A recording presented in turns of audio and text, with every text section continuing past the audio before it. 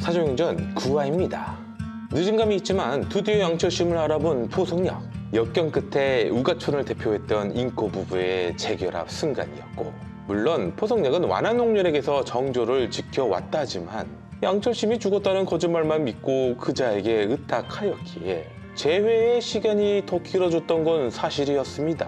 허나 그녀를 지켜주지 못한 양철심에게도 책임은 있었고 결국 고통은 둘 다에게 공평하게 내려졌으니까요. 하지만 갑자기 불쑥 찾아온 아들 완한강이 친아비를 양철심이 아니라 완한홍렬로 알도록 하게 하고 키웠던 것만큼은 문제였습니다. 기어이 완한강은 친아비를 창으로 찌르기까지 하였으니 이 폐륜의 참상은 잘못된 자식 교육 때문이었죠. 물론 왕자의 아들이라면 출신이 중요하기도 했으니 양철심이 진짜로 죽은 거였다면 함구하는 게 맞을 수도 있었겠지요. 어찌됐든 포석력은 폐륜을 못 참고 기둥에 머리를 박아 자결하려 했고 다급하게 그녀를 데리고 빠져나오는 양철심이었습니다.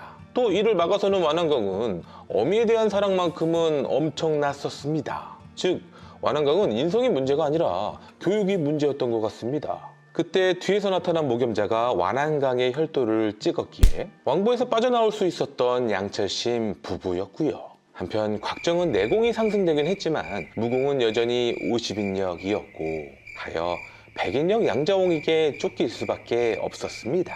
뱀 한 번 훔쳐 먹었다고 이렇게까지 도망 다닐 줄은 몰랐겠지만 양자홍은 본인이 임종순간까지도 곽정을 추격하는 자였으니 또 들키고 말았고 다시 도망치던 곽정은 실수로 구덩이 속으로 빠지고 말았습니다. 이리 되자 곽정은 제 발로 헌혈의 집에 들어간 셈이 되었고 양자홍은 구덩이로 뛰어내려 곽정의 피를 빨아먹기만 하면 되는 상황. 허나 이 구덩이 안에 또 다른 생명체가 살고 있었으니 길게 손이 뻗어나와서는 양자홍에게서 곽정을 구해냈습니다. 어두워서 귀신인지 사람인지 분간이 안 갔지만 그저 감사하기만 했던 곽정. 그럼에도 물불 안 가리고 달려드는 양자홍을 쉽게 튕겨내버리는 실력을 보니 초절정 고수라는 것도 확실했습니다. 다만 부상을 입었는지 계속 앉아만 있었고 곽정도 이를 알게 되자 다시 공격하려는 양자홍 앞을 온몸으로 막아섰습니다. 곽정의 이런 울고줌은 무모할지라도 세계관 최고라 할 수 있었습니다. 허나 강호는 오로지 약육강식 그 자체, 곽정 보고 저리 비켜 하고는 안진뱅이 고수가 긴 채축으로 양자홍을 공격하기 시작했습니다. 이때부터 정말 신명나게 양자홍은 얻어 터졌고 뱀도 뺏긴 데다 이제 온몸도 성한 데가 없는 지경까지 되었으니 그래도 살겠다고 구덩이 밖으로 도망쳐 나가는 양자홍이었습니다. 한편 성문 앞에서 포위당한 양철심과 포석력, 심지어 완한홍렬이 직접 잡으러 온 것이었습니다. 왕이야, 죽은 줄 알았던 남편이 살아있었습니다. 강아, 이분이 너의 친아버지란다. 아닙니다. 제 아버지는 금나라 유경야십니다. 여봐라, 저 둘이 납치하였기에 왕비께서 병이 나셨다. 저 둘을 당장 사살하라. 그러자 목에 단검을 가져가 자결하겠다고 하는 포석약이었고 그녀를 사랑하는 마음만큼은 진심이었던 완한홍렬이었기에 성문을 열어 보내줄 수밖에 없었습니다. 허나 완한홍렬에게 포석력은 가지지 못하더라도 곁에 두어야 하는 존재였기에 완한강에게 말했습니다. 왕부로 가서 평론가들에게 양철심을 처치하고 왕비를 다시 데려오게 하라고요. 한편 곽정은 이 무림계 선배에게 구해주신 것에 감사함을 전했습니다. 선배님, 제가 없고 이곳에서 나가도록 해드리겠습니다. 심성은 착한 것 같구나. 너는 어디서 왔느냐? 저는 몽골에서 왔습니다. 몽골에서 왔다고? 혹시 이 단검에 대해서 알고 있느냐? 알고 있습니다. 제가 그 단검으로 악인을 찔러 죽인 걸요. 그 말에 갑자기 괴기스럽게 웃는데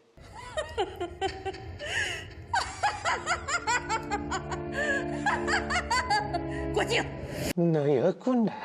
너였어. 바로 이 사람이 흑풍상수의 매초풍이었다니. 실은 우린 이미 알고 있었긴 했습니다. 이제 곽정의 목을 비틀어 버리기만 하면 되었고 또 그조차 손바닥 뒤집는 것 같이 수월했지만 곽정을 죽이면 자신도 여기서 갇혀 굶어 죽게 될 판. 구음진경이라는 무공을 속성으로 연마하다 부작용으로 다리에 마비가 온 상황이었죠. 때마침 양정 덕분에 구덩이 속에 곽정이 있다는 걸 안 황룡이 밧줄을 내려주었고 매초풍은 곽정 보고 이제야 자유롭고 나가라고 하였으니 곽정에겐 다른 선택지가 없었습니다. 이제 밖으로 나왔으니 곽정을 죽이는데 망설일 이유가 없었습니다. 구운백걸조로 곽정의 두개골을 내려치는 순간 황룡이 말했습니다. 매약화라고 말이죠.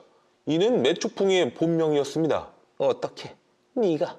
넌 누구냐? 도화도주의 옥피디 소리는 잊지 않으셨겠지요? 넌 황약사와는 어떤 사이냐? 황약사는 제 아버지시죠? 그 무시무시하던 매초풍이 기겁을 하기 시작했고 황룡이 속일심산으로 아버지 오셨군요 라고 하자 곽정 등에서 쏜살같이 뛰어내리더니 바닥에 바짝 엎드려 부디 살려달라고 비는 거였습니다. 그 사이 황룡은 곽정을 데리고 가려 했지만 하필 이때 팽려노들이 나타났으니 이들을 상대하려면 매초풍이 필요했기에 불가피하게 동맹을 맺어야 했습니다. 하여 곽정이 다시 업어주면서 전투가 시작되었습니다. 팽려노들도 분명 고수지만 매초풍의 파괴력은 상상 이상이었고 그것은 구운백골조 때문일 것이었습니다. 허나 여기에 구양극까지 가세하자 전세가 뒤바뀌기 시작했습니다. 심지어 이들은 매초풍의 다리 역할인 곽정을 집중 공격하기 시작했으니 그렇게 패배가 드리운 순간 그들이 나타났습니다. 바로 곽정의 원조사부 강남육계가 말이죠. 그런데 이곳의 판세는 더 난잡했습니다. 정아, 넌 왜 매초풍을 업고 있는 것이냐?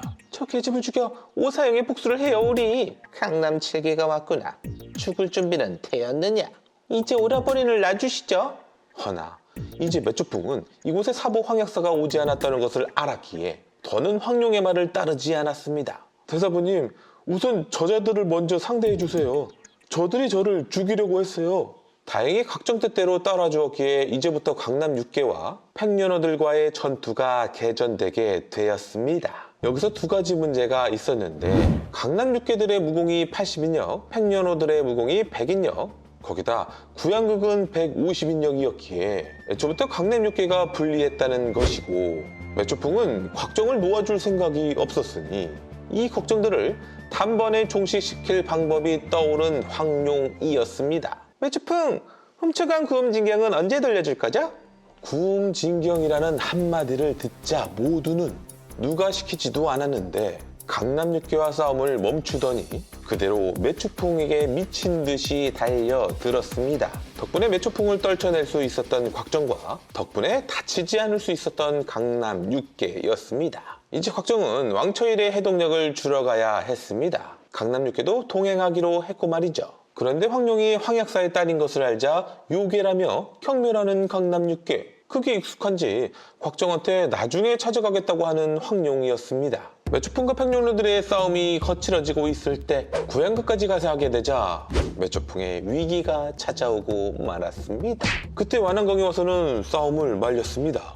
모두 같은 편이니 싸우지 말라고요. 알고 보니 완안강의 구운백골조는 매초풍한테 배운 모양이었습니다. 또 그보다 왕비가 납치되었으니 어서 가서 도와달라 하였습니다. 하여 팽려노들은 우선 왕비를 구하러 가게 되었습니다. 매초풍은 다리가 마비되어 어디 가지 못할 거였으니까요. 이렇게 사조연전 9화가 끝났습니다.